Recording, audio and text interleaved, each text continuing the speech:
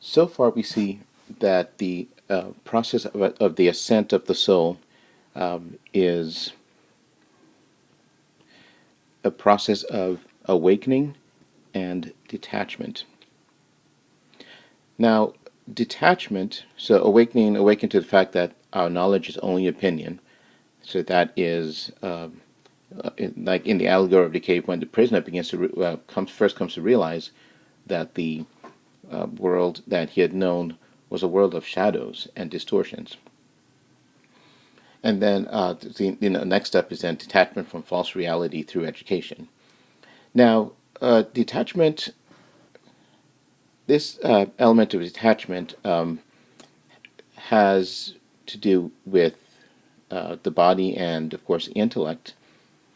So, detachment from the body and purification of the self are vital.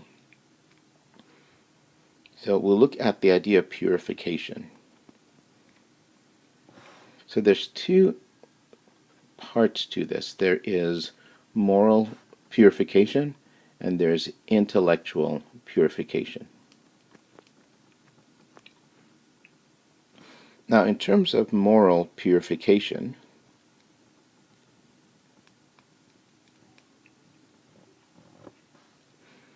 uh, moral purification essentially is the practice of moral virtues. So, virtues are examples of virtues would be justice, courage, prudence, fortitude, and the like. So, virtues are, you can think of them as sort of habits that lead to the flourishing life. Okay, so you say if you want to live a life that's a flourishing life, you want to live a life that's ordered and just, a life that's full of courage and prudence, where you're measured about things, you seek the good. So you want to develop a habit of living those ways. So virtue as a moral framework is concerned with how you want to be, right? Not necessarily what things one ought to do, right? So for instance, if you say, I want to be a good person, then a virtuous the virtual approach would say, well, then build good habits that make you a good person, as opposed to, well, here are 10 rules to follow. Okay, so virtues purify the soul, okay, from the effect of its union with the body. Okay, so remember the soul is joined to the body, and you can think of it in Platonic terms as imprisoned in the body, and the body has this negative effect on the soul. And so virtue purifies the soul from the effects of the body. And so if you don't achieve these virtues, then that means that in this soul body relationship, okay, that means that the soul is unduly influenced by the body, right? The body is controlling the soul. The body is somewhat driving the car, so to speak. Now, just to give a sense of what this means to Plato, is that the soul is made up of three parts. You've got the rational part, and the rational part is in Greek called the nous. Okay, and you have the desiring part. Okay, so this is you can think of this as something like the heart, right? So the part of you, from which comes love, that sort of thing. So it's not bad, but it's sort of in the middle ranking there. And then there's the third part, which is the passionate part, and the passionate part of the soul. The word passion here is not the way we typically use it in our contemporary discourse. This is just more bodily impulses. So you can think of things like eating or desire for sex or this are impulses that I just have to do with the body itself. Those are bodily impulses, maybe like self preservation. Okay, things that you sort of do without thinking. Of course the ranking is that the rational part is the most noble part of the soul, and then desiring part is it's up in the middle. Then the passionate part in the Platonic framework is not all that great, right? So when you have a lack of virtue, it means that your soul is out of order. Okay, so it means that your soul is at the mercy of the irrational parts. That's these parts are controlling the nous. Okay, and it somehow this makes sense, right? There's sometimes you see someone, maybe have a friend who is madly in love with someone, and it's clear that this is a very bad situation. But at some point, you say, they're just simply thinking with their heart and not with their head, right? And so they, because of their very strong feelings of love, they commit themselves to situations that's simply not good for them.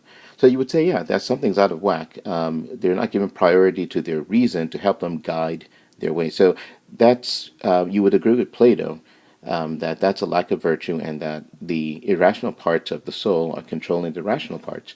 Or if you have someone who maybe has very high blood pressure and just cannot stop eating things with lots of salt, even though they know it's bad for them, right? That's a case where the passionate part of the soul is controlling the rational part. So that would indicate a lack of virtue. Okay, so purification has to do with the soul, with purifying the soul from its union with the body. It also entails training the body. Okay, so the search for truth, so philosophy, which is as a love of wisdom, search for truth, is a way of life. Okay, so the unfortunate thing today is that we've separated out the academic. Well, first of all, we've made philosophy one of many disciplines, right? So you can say I'm studying biology, physics, psychology, philosophy. We've made philosophy one of many disciplines, and we've separated the academic life with one's way of life. So we don't think very much of how, when we study organic chemistry, how that should help us orient our lives. So in the Platonic tradition of the search for truth, it is the search for truth is a way of life. Okay, and so you train your body to find truth. But if you even when you think about this, let's say you are you're studying math, right? And you realize the challenge of math, that it's very difficult. You need to do a lot of practice problems to be successful. Then you actually change your way of life to accommodate that, right? So that means you might decide, I'm going to give an extra hour to solving math problems. I'll spend an hour with a TA or CLA, or I'll spend time with the professor to help. And you've adjusted your way of life. So this makes sense if you think in that sense. Okay, so that has to do with the body, and trying to diminish the impact of the body on the soul, the negative impact. But more importantly, the soul has to undergo intellectual purification.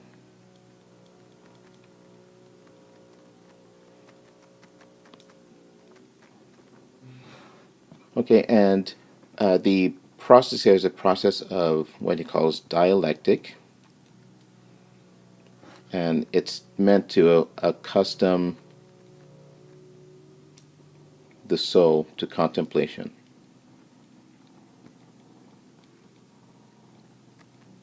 Okay, so it's if you recall the soul, I'm just going to indicate the soul by, well, I'll draw a person. It once contemplated the good, and then joined the body, and now we're talking about the return of the soul back to its fatherland, as Plato would say. And so what it is that you have to train the soul to be able to contemplate the good, right? So it's like the allegory of the cave where you had the prisoner, right, who is now free and first gets that level with the fire, right? So you have the flames, and looking at fire is painful, and in fact, there's a temptation to go back, right? But the prisoner is made to keep going, and gradually, with time, learns to contemplate even the sun, right? So that's this process of dialectic, is training the soul, purifying the soul so that it can ultimately contemplate the good. So the besides dialectic, which is of a process of thinking, so questioning thinking, actively engaging the mind in things, Plato also speaks of mathematics as another discipline that one should study. Um, Mathematics for Plato is the science of number and measure. And mathematics, in the eyes of many ancient philosophers, was somewhat mystical. The language of God, the language of nature, is in mathematics, and we still see that today. It's mathematics is in some way the fundamental language, right? So we even have the idea that if we met aliens today and we couldn't understand them, in some way, if we could find a way to communicate through mathematics, we would be able to communicate, right? Because mathematics is sort of transcends also temporal things, right? And so the ancient philosophers felt that way about mathematics. So Plato, of course, feels like when you study mathematics, you're training yourself to be able to contemplate the forms. Okay, and so these exercise, this working with dialectic and mathematics, they train the nous, right, which is the rational part of the soul. Okay, so when the soul has been led through this process, again, it has gone through this training process, then um, it finds beauty. So the soul then it finds beauty. Now, at this point, right, it has transcended um, everything that it has known before. So let's put beauty up here just to make the point. Okay, and the soul down here, right? So the soul has gone through this gradual point and then gets around here, and now it finds beauty because it's transcended everything it has known before. And this is the form of beauty. This is where real reality is, ultimate reality. Okay. And this beauty, like we said, is eternal.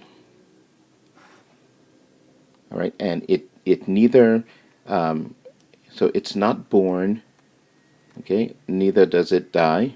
So I'll say not born, does not die. Excuse me. Okay, it does not increase or diminish. Right, it is whole and complete. It's free of all relativity to space, to place, aspect, nature, duration. Okay, it can't even be represented by anything else, right? Because it's just whole and complete and just beauty itself. So, for instance, you can think of, let's say, someone takes a picture of you,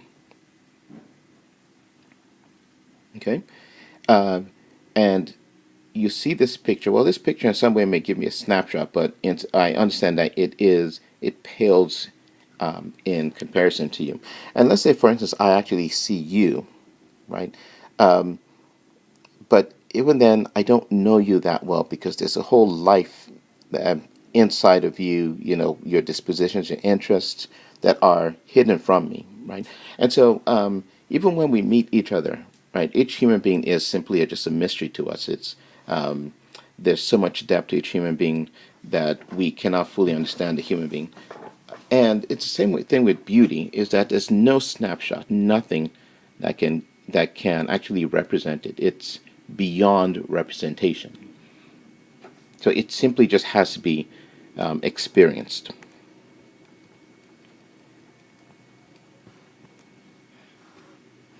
So this beauty, as we've said, Plato also calls it the form of the good. It's the source of all true reality. It's beyond knowledge.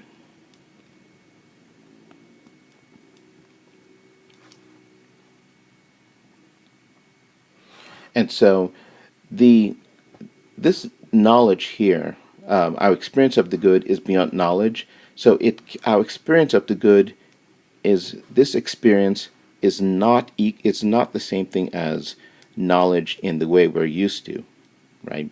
And the Greek word that he uses episteme. Okay, so it's beyond knowledge, right? It's theoria, which is a union. Okay, so the good is, I'm going to put that here, unknowable. Okay, so it's unknowable, and all the soul can do is touch it or unite with it. Okay, and that would be the full sense of knowing the truth. But it's unknowable in this intellectual awareness way. So when the soul arrives at this point, this line here, it it really cannot do anything else, right? And what happens then is that the beauty then, in some way, just grabs the soul. Okay, so the soul arrives at the end of the journey, and the Greek word that Plato uses is exiphanus, which is on a sudden. Okay, so you can say just suddenly what happens is that beauty itself sort of just envelops the soul and brings it into it. Okay, the soul itself cannot necessarily discover beauty. So it's like it gets to this point and it's powerless to do more. It simply cannot do more. And beauty itself comes and just takes over, right? And it takes, so it, and the word you can think of is a rapture. It raptures the soul, right? Or the soul is in ecstasy. And the idea of ecstasy is that, say, if you think of X and then think of stasis, right? One is taken out of oneself, right? And that's, it's like you're ripped out of yourself into beauty.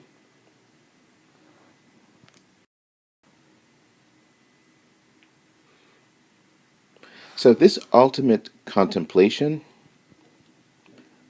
Okay, so the ultimate contemplation. It's something that one would do and get to the brink of knowledge, and then the good or the beautiful then sort of on a sudden sort of wraps you up and takes you into it. So at this point, you're incapable of doing anything else to find the good. It finds you.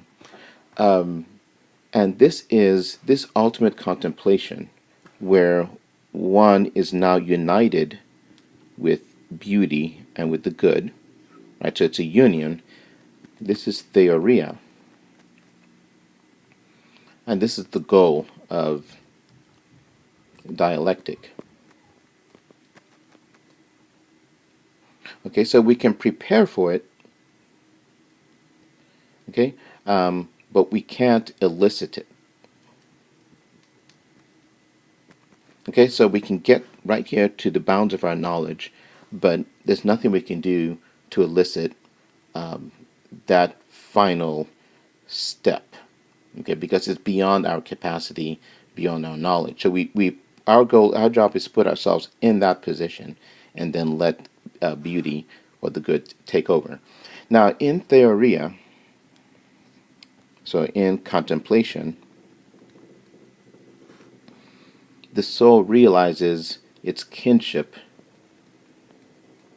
with the divine, right? Because the soul is divine, and it's come back home and to the world of divinity. Okay, so it's in this journey that the soul is journeying back. It's a journey back to divinity. Okay, and it is, you can think of it as an assimilation,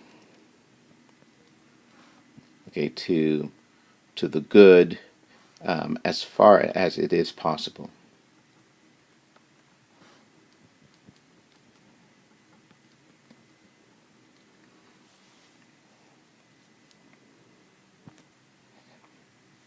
Okay, so this then brings us to the end. So again, just a quick sketch is that the soul originally contemplated beauty.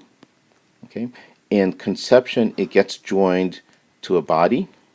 Okay, so I'll just put this twice to indicate that it's part of a body, and in and soul then begins to go try to get back. I'll put a dividing line here. So this is the limit of our knowledge.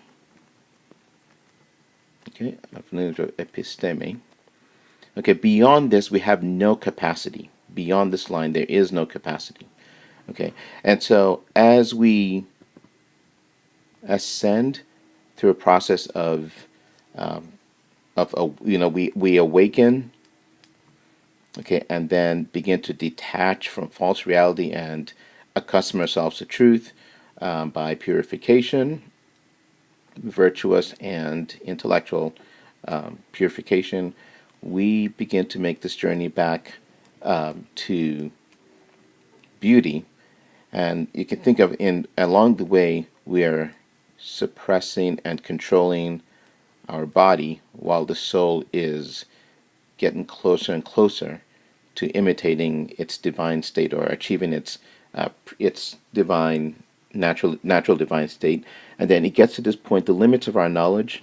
Okay, and so it does everything it can. Beyond here, there is no capacity, and on a sudden, beauty and truth and goodness take over, and then one is restored to this where there's union with beauty and good, and that's Theoria, the ultimate contemplation, which is the goal. This is what we want. We want to be back there with the good, with the beautiful, experiencing it as is, right?